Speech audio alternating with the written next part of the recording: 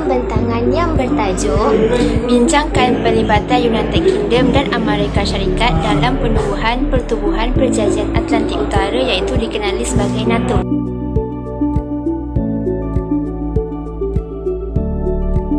Pada 4 April 1949, North Atlantic Treaty Organization (NATO) atau Pertubuhan Perjanjian Atlantik Utara telah ditubuhkan.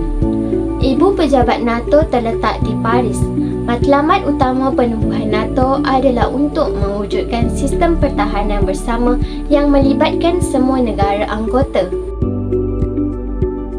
Pada bulan Februari 1947, perjanjian damai antara Blok Barat dengan Itali, Hungary, Rumania, Bulgaria dan Finland ditandatangani. Tujuan perjanjian damai ini adalah untuk menamatkan permusuhan yang tercetus akibat Perang Dunia Kedua. Perjanjian ini merupakan kerjasama terakhir melibatkan Blok Barat dan Soviet Union sebelum tercetusnya Perang Dingin. Amerika Syarikat serta 11 buah negara barat lain menubuhkan pertubuhan ini sebagai satu pakatan anti-Rusia. NATO memperlihatkan Amerika Syarikat sebagai kuasa besar yang memainkan peranan dalam pertahanan Eropah Barat. NATO ditandatangani di Washington DC. 12 negara yang menjadi anggota NATO ialah United Kingdom, Amerika Syarikat, Perancis, Bulgaria, Luxembourg, Norway, Denmark, Iceland, Portugal, Italia, Netherlands dan Kanada. Jerman turut menyertai NATO pada tahun 1955. Penglibatan United Kingdom dalam Pertubuhan Perjanjian Atlantik Utara. United Kingdom yang memainkan peranan sebagai peneraju dalam proses pembentukan NATO. United Kingdom sememangnya menyusun strategi dalam mengetengahkan peranan besar Amerika Syarikat dalam proses penubuhan NATO. United Kingdom telah menyusun pelbagai strategi bagi memastikan pertubuhan antarabangsa yang bakal dibentuk akan turut disertai oleh Amerika Syarikat. Malah ketika itu United Kingdom diterajui oleh Parti Buruh. Berdasarkan pengalaman United Kingdom, sesuatu pertubuhan kurang berkesan jika tidak disertai oleh Amerika Syarikat, seperti yang berlaku ke atas Liga Bangsa. Penyertaan Amerika Syarikat penting bagi menjadikan NATO badan yang kuat dan berpengaruh. Tambahan pula, kepimpinan Presiden Harry S. Truman masih belum bersedia menghadapi ancaman Soviet Union di Eropah. Dan pihak United Kingdom perlu membuat perancangan jangka panjang bagi penglibatan Amerika Syarikat dalam hal ehwal di Eropah. Oleh itu, kewujudan NATO adalah bertepatan dengan politik antarabangsa ketika itu.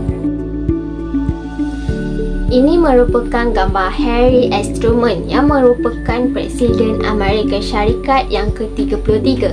Seterusnya, pelibatan Amerika Syarikat dalam penubuhan Pertubuhan Perjanjian Atlantik Utara, iaitu dikenali sebagai NATO. Amerika Syarikat sebagai kuasa besar berperanan penting dalam pertubuhan NATO. Perkembangan politik selepas Perang Dunia Kedua mendorong Amerika Syarikat untuk terlibat dalam NATO. Penyertaan Amerika Syarikat menandakan komitmen negara tersebut terhadap pertahanan dan keselamatan Eropah Barat. Penglibatan Amerika Syarikat menjadikan NATO sebuah organisasi yang kuat dan berpengaruh dalam politik antarabangsa. NATO memberi peluang kepada Amerika Syarikat menyekat kebangkitan semula Jerman sebagai kuasa militer di Eropah. Amerika Syarikat menjadikan NATO sebagai platform untuk mengekang penyebaran ideologi komunis oleh Soviet Union. Amerika Syarikat membantu mempertahankan kedaulatan negara-negara anggota NATO daripada ancaman dan serangan musuh. Amerika Syarikat berjaya mendominasi NATO bagi mengukuhkan kedudukannya sebagai kuasa besar dunia. Berikut merupakan peranan Amerika Syarikat dalam NATO. Yang pertama adalah mempertahankan kedaulatan negara anggota. Yang kedua, mempertahankan kestabilan politik dunia.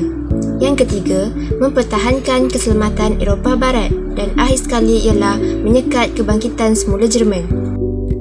Kesimpulannya, menurut seorang ahli psikologi, Jerome Bruner, pada tahun 1944 mengatakan, orang Amerika tidak akan menyertai sepenuhnya sesuatu organisasi yang tidak boleh dikuasai oleh mereka.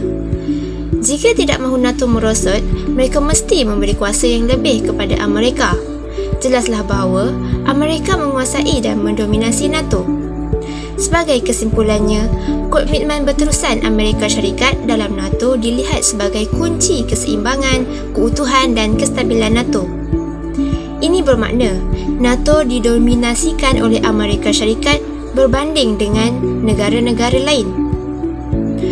Walaupun hubungan United Kingdom dan Amerika Syarikat akrab akibat Perang Dingin, namun turut terjejas kesan pengenalan Atomic Energy Act of 1945.